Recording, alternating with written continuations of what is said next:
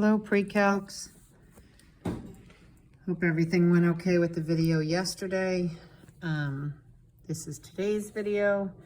We have quadratic functions, lots of review here, okay?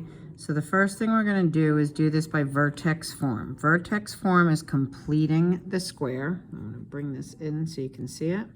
Okay, to complete the square, the first thing we're going to do to complete the square is bring down f of x, get the coefficient out as a GCF.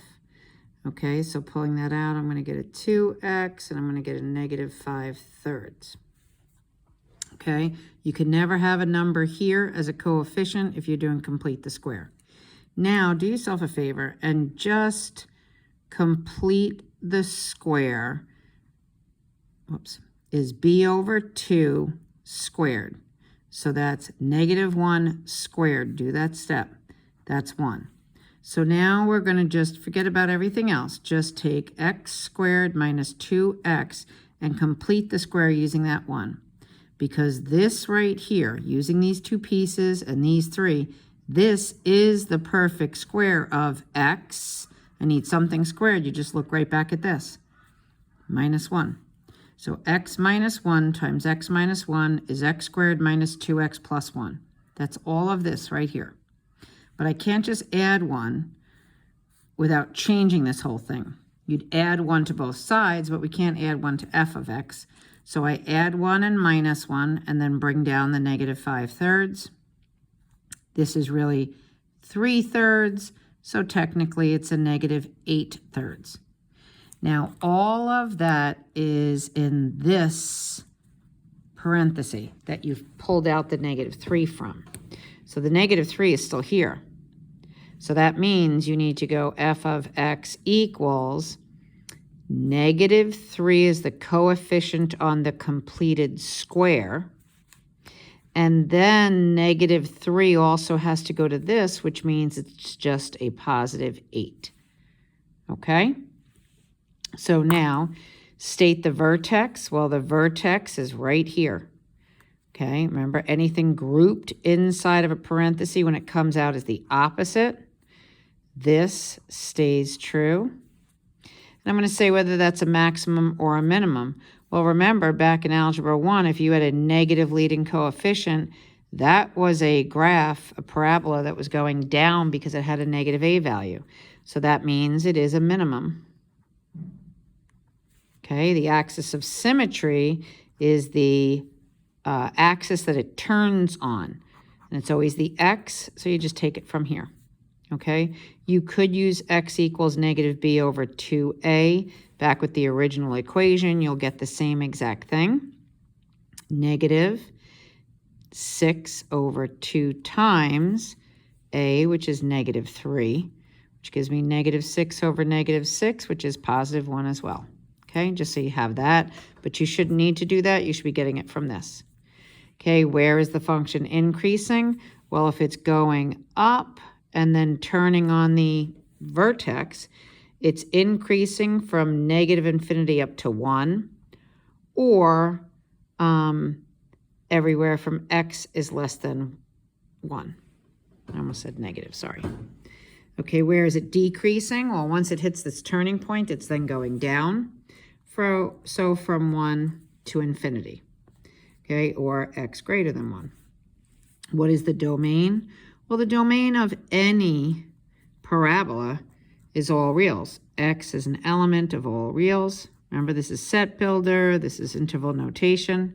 It's going all the way to the left. It's going all the way to the right. The range is always based on your turning point. So if this is going down, the range is going from negative infinity up to the y value of the turning point, which was 8. Oh, sorry. And it's turning on it, so it is inclusive. Okay?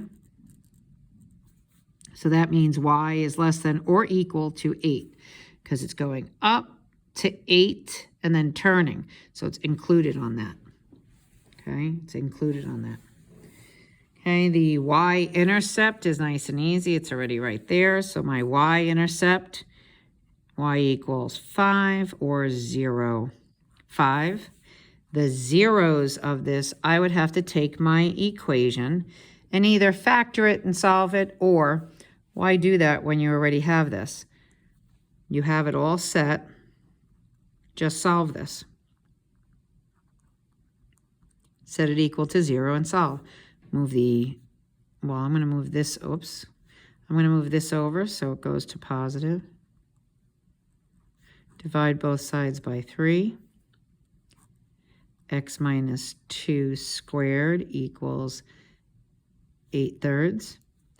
Square root both sides. I get x equaling, x minus 2 equaling positive negative 2 rad 2 over rad 3, right? I'm just simplifying that.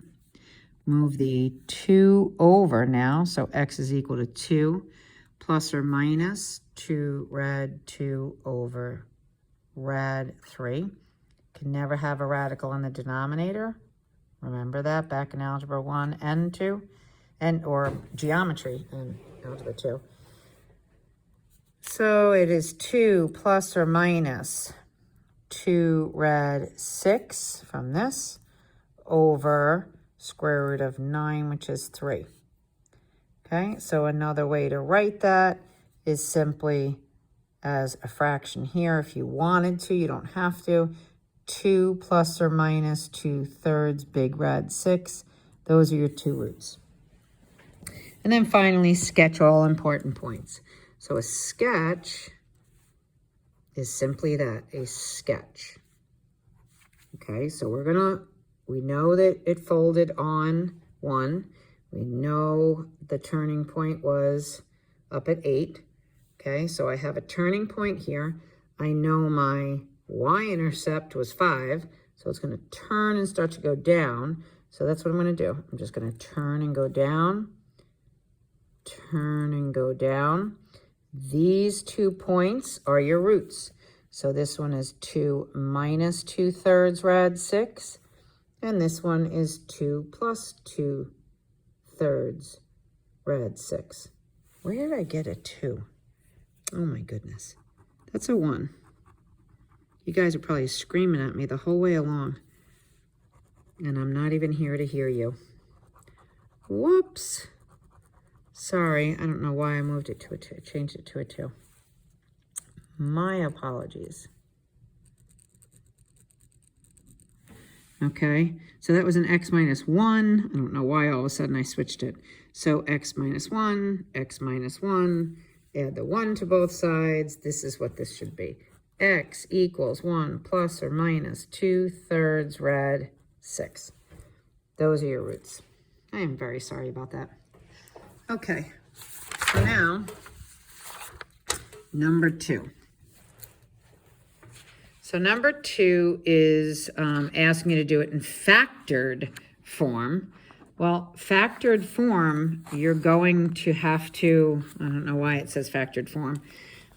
You're not going to be able to do that with a 1/2 here, okay?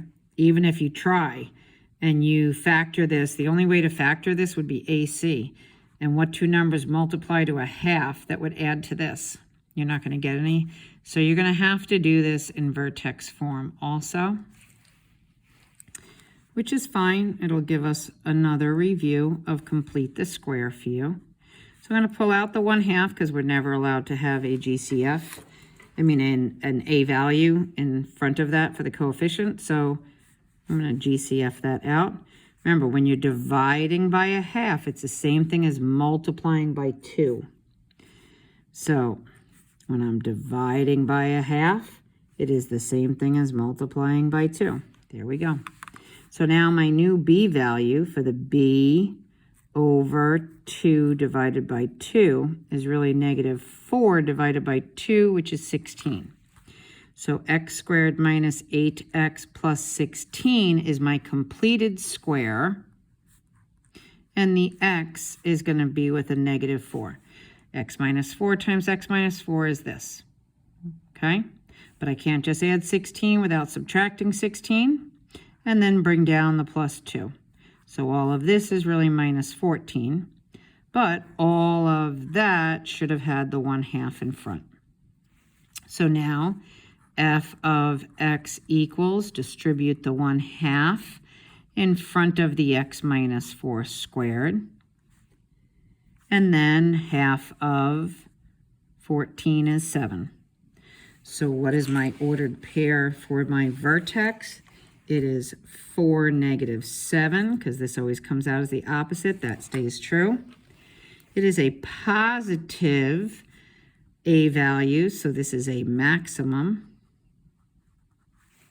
My axis of symmetry is always the x value of that vertex. When is the function increasing? Well, remember, this function is now going like this. Oops, sorry. That function is now going like this at this turning point. So it is increasing from 4 to infinity, and it is decreasing from -infinity to 4.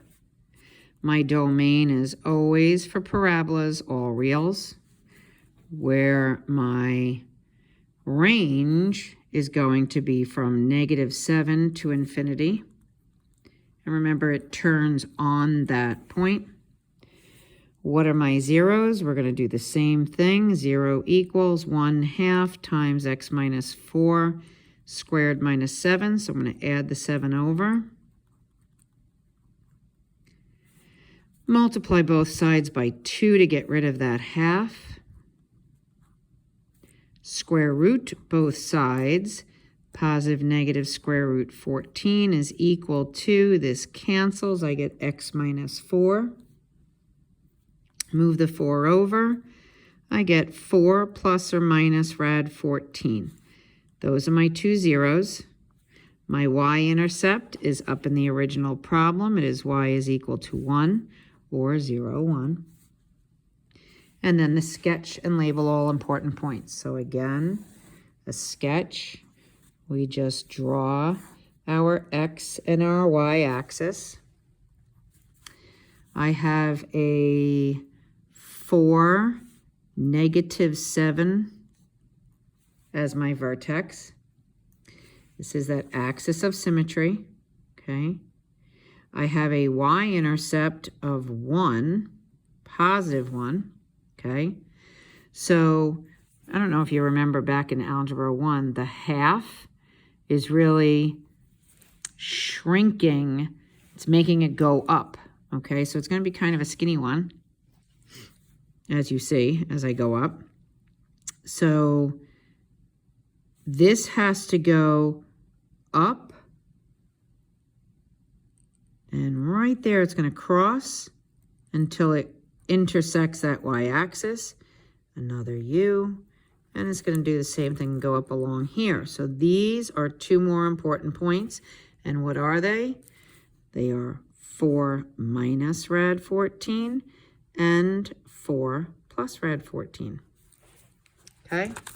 Again, hopefully this is all review from your Algebra 2 class. Okay, so now this one is finally saying factored form, and this one can be factored by AC. 2 times -9 is a -18. That means we are going to have 2x squared minus 6x plus 3x minus 9, which is 2x times x minus 3 plus common 3x minus 3. So my f of x is really x minus 3 and 2x plus 3, okay? Over here, we were going to do it in vertex form also, but we did 2 already in vertex form. We're okay. So now, state the vertex of it. Well, now I don't have that here. So the only way for me to get the vertex is to first calculate that axis of symmetry. So it is a negative b value, which is -3, over 2 times the a value, which was 2. So that means it's 3/4. And now from 3/4, I'm going to have to substitute that 3/4 in and find out what f of 3/4 is. So 2 times 3/4 squared minus 3 times 3/4 minus 9. And I know you all don't like to do this without your calculators, but you're going to need to. So 3/4 squared is 9/16. This can cross cancel. Minus 9/4 minus 9. I need all like denominators here. So my 9/8 minus, if I times this by 2, I have 18/8. If I need an 8 in my denominator here, I really want 72/8. And now when I combine all of this, I get negative 81/8. So that is the turning point. I had 3/4 as my axis of symmetry, and when I substitute 3/4 in, the y value is a negative 81/8. Okay, so again, it had a positive a value. That means this is the turning point and it's going up, so it is a maximum, which means it is increasing from the turning point on, and it was decreasing to begin with. The domain is always all reals. The range is from the turning point up, so inclusive up. The zeros are nice and easy this time. So if it was x minus 3 and 2x plus 3, then my zeros are 3 and a negative 3/2. My y-intercept was negative 9 up there. Whoops. So that's a 0, negative 9. And of course, you could write these nice and easy also as ordered pairs if you wish to. The other ones were a little bit of an issue since we had the a plus b form. Okay, and then do the same thing again. So we're going to graph this. X, y. My negative 3/4, if I say this is 1, negative 3/4 is about here. And then we have to go down to negative 81/8. That's about 10. So if I put a 1 and I put negative 10, I know my ordered pair is about here. Okay?